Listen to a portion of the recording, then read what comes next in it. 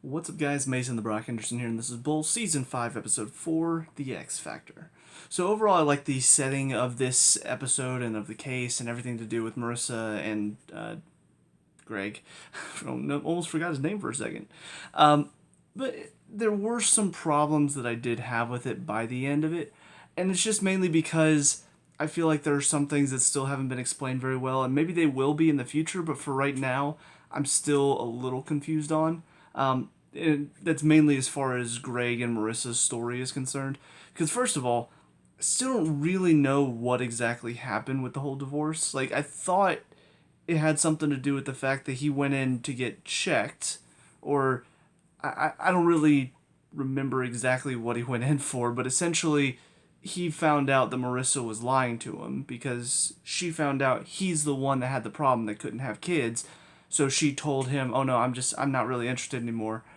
And so I think he went to like, "Oh no, let's just save her eggs in case she changes her mind." And I think that's when they told him, "No, you have the problem." So I assumed that he was wanting to divorce her about that, but we came to find out that he was the one kind of dragging his feet. He was the one that wasn't really putting through the divorce papers and stuff, finishing his side of things. So at that point, it almost seems like he doesn't want them to get divorced.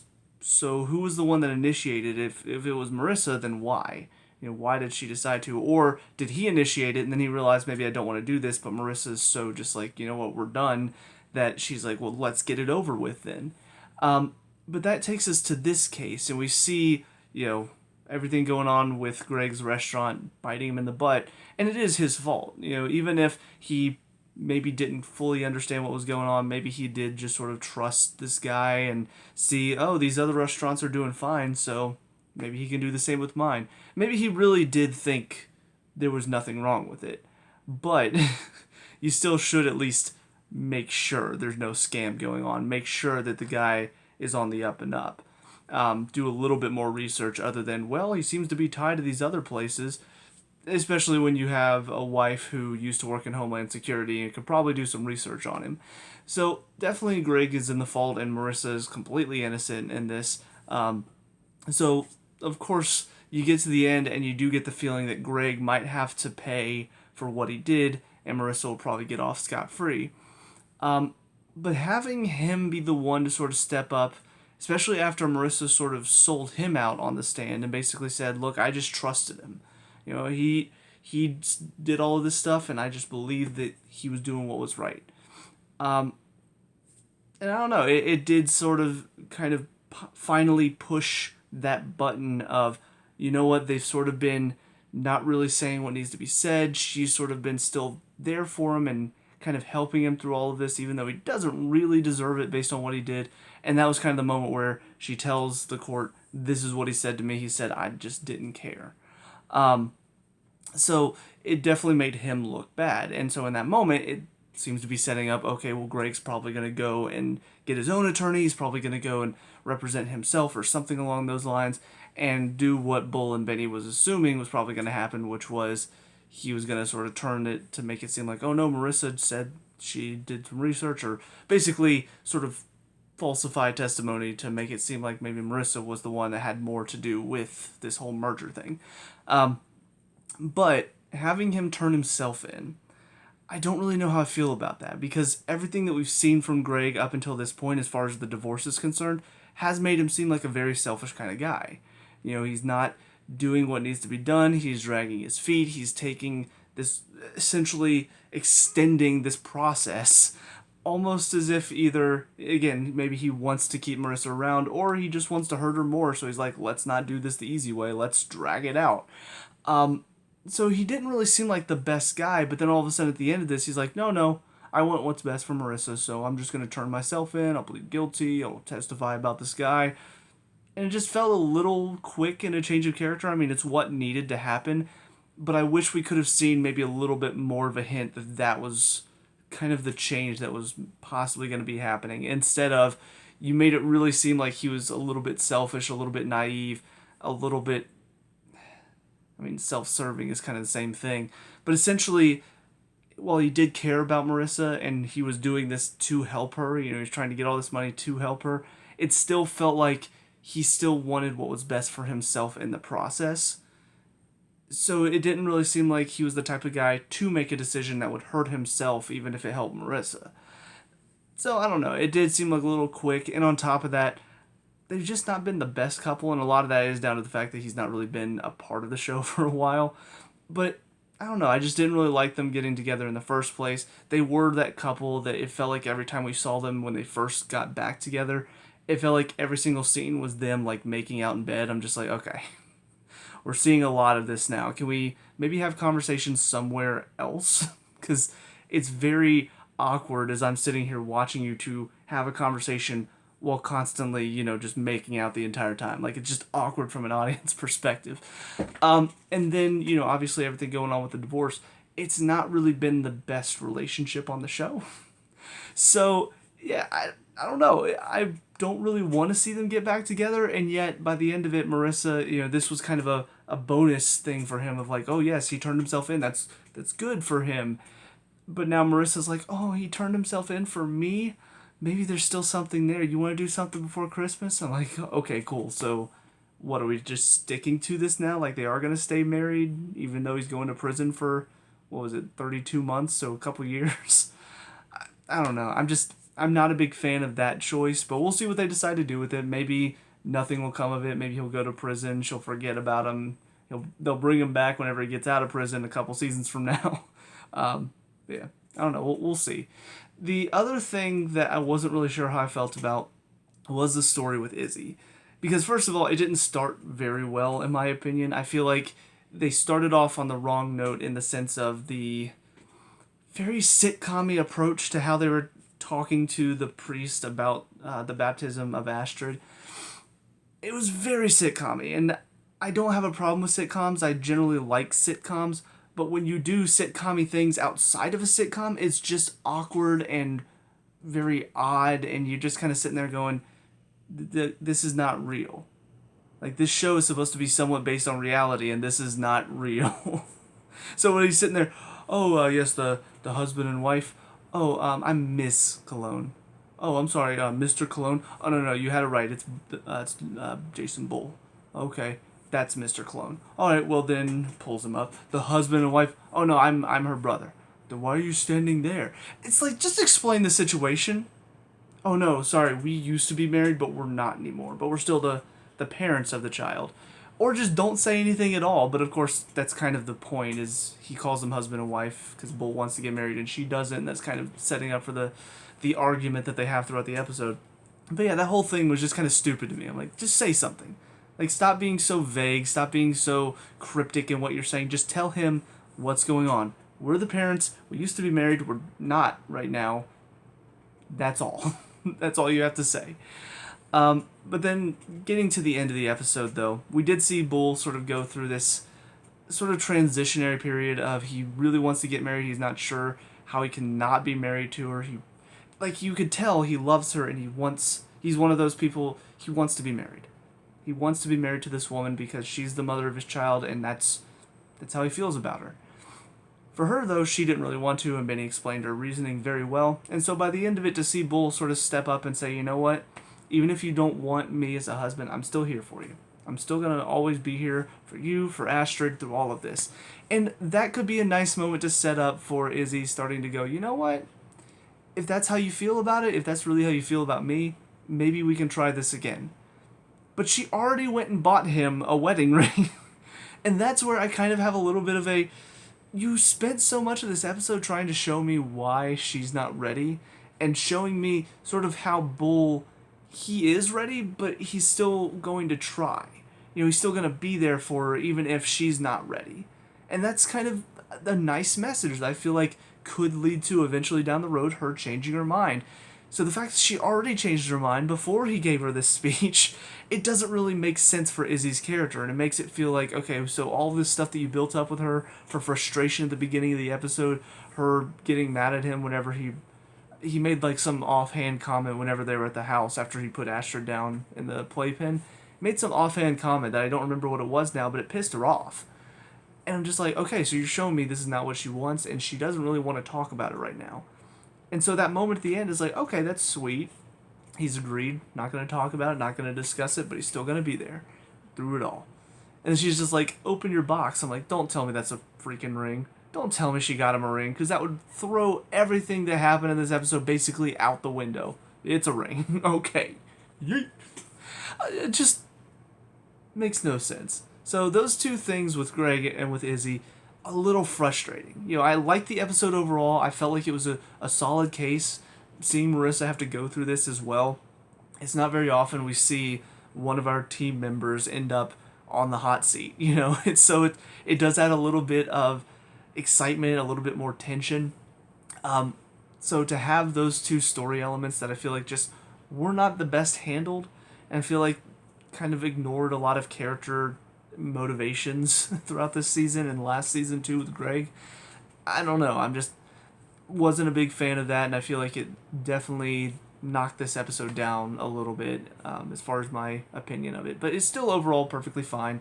This season so far has started off pretty well. So we'll see where it goes from here. But on to the next one. I'll see you there. And now episode 5, Fallen Idols. So overall, it was okay. It definitely kind of an interesting setup. Pastor, wife killed. Find out the pastor's actually gay and he's been seeing this other man and all this stuff. I do have some personal problems that I won't get into too much, just because I know they're just for me, just my issues with some of the talks about, the religion side of things in it. Just because the way they're representing it here is, of course, a little bit more, I guess, the more modern side of religion.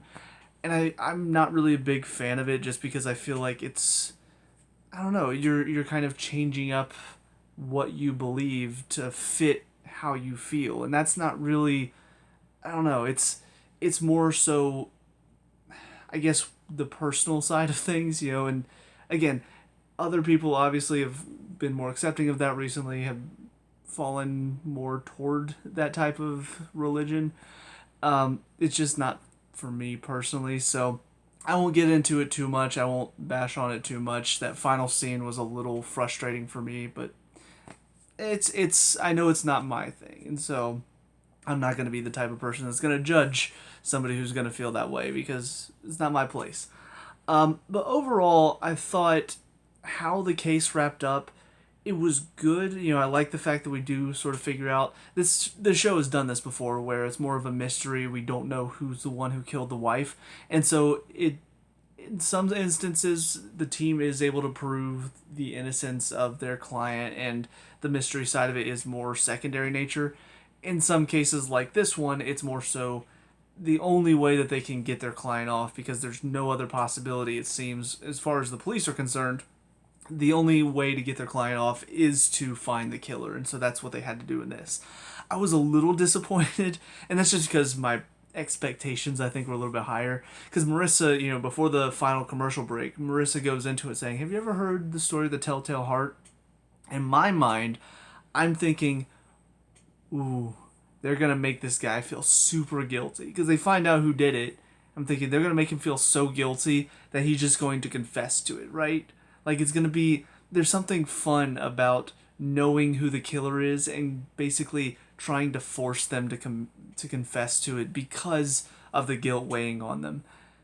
What they actually meant was more of a pun in the sense that he's got a pacemaker, so they just looked into his heart rate at the time, and literally his heart told the tale of how he got more flustered whenever the wife confronted him, and then more flustered as he ran to go get a knife, and then the highest BPM was when he was killing her. And I don't know, I mean, it worked, it made sense, but I don't know, especially because the guy early on just sort of came out of nowhere, was like, hey, I'd love to help if I could, and all I could think was that it's weird that we didn't really talk about him anymore after that. Is he going to be involved somehow? So whenever they're talking about we need a killer, I'm thinking, okay, so it's going to be that guy. I don't know, just something about the way that he seemed to be very nice. The fact that they bought him a pacemaker because he needed one, and then he goes and kills the wife because, first of all, I mean, the fact that he was stealing money also, but then he goes and kills the wife for confronting him about it instead of owning up to it. Like, it would have been nice to see him sort of get a little bit, like, more comeuppance, that feeling of he finally breaks down and just admits to everything because he's been living even bigger lie than the pastor and his wife. I don't know. I wanted to see that. So that is one of those. I know my expectations were too high. Like how it ended was perfectly fine. Just whenever I imagine how I would want it to end, it never works out for me. It does happen a lot where I watch a show and I have an idea of what I want to see, and then the show does something different, which is perfectly fine, but because it's not what I wanted to see, I'm disappointed. So that's, again, another personal thing for me in this episode. But all in all, another very solid episode. So on to the final of these 3 episodes. And now episode 6, To Save a Life.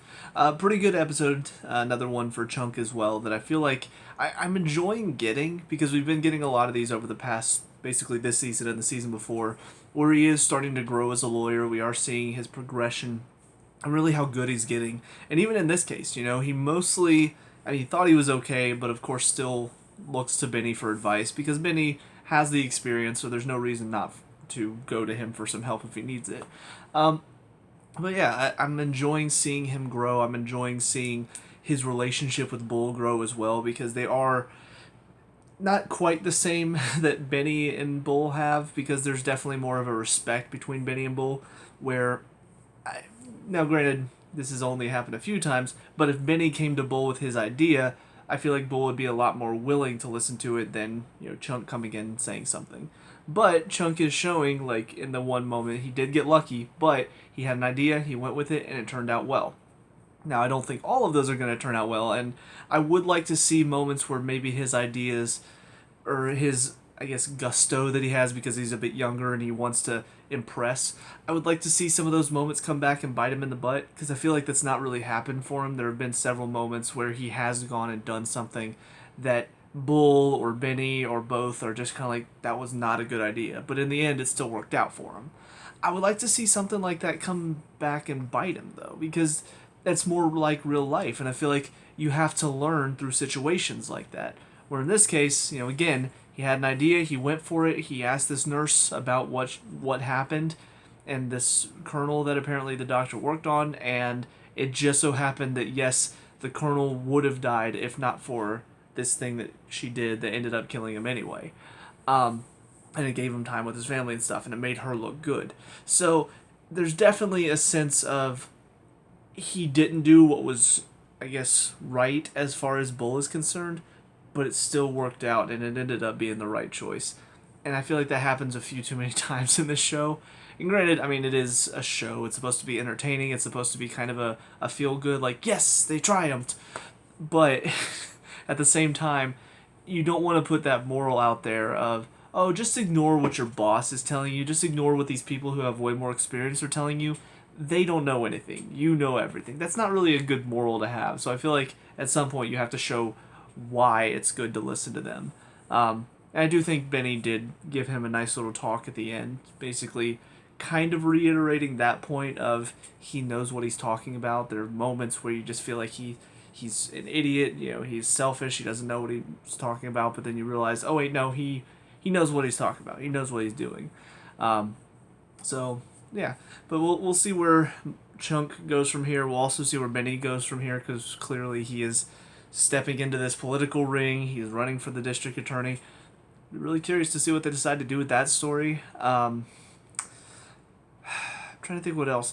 There was another moment in this one very similar to something that happened last season that I remember, where it was the case with the judge, actually, and this woman that the judge was trying to help basically turned her back on her and pretty much lied on the stand about what the judge told her to do.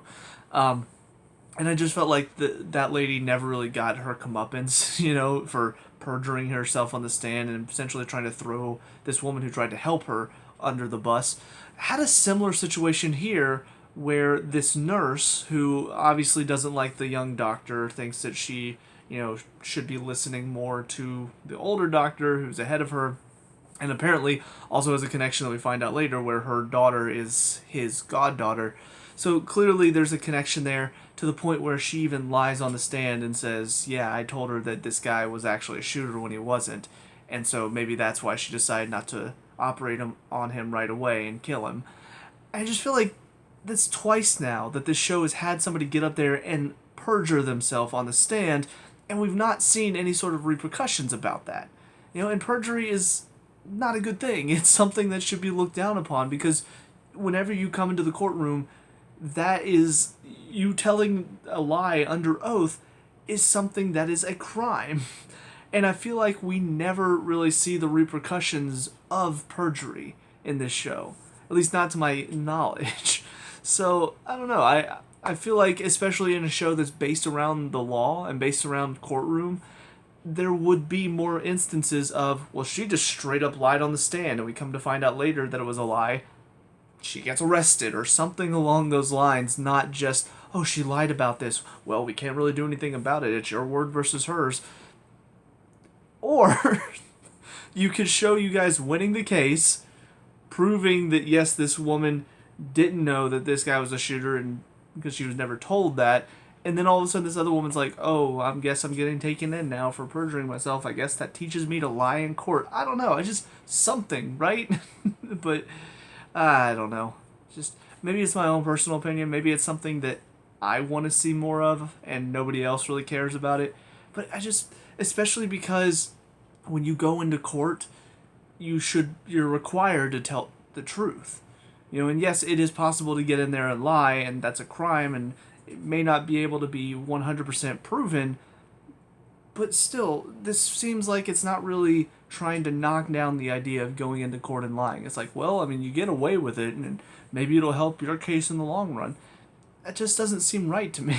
So, but whatever the case, that's about it for these 3 episodes, so that's it for me. Let me know what you guys think down in the comment section below. What were your thoughts on these 3? Let me know. We can talk about and discuss all that good stuff.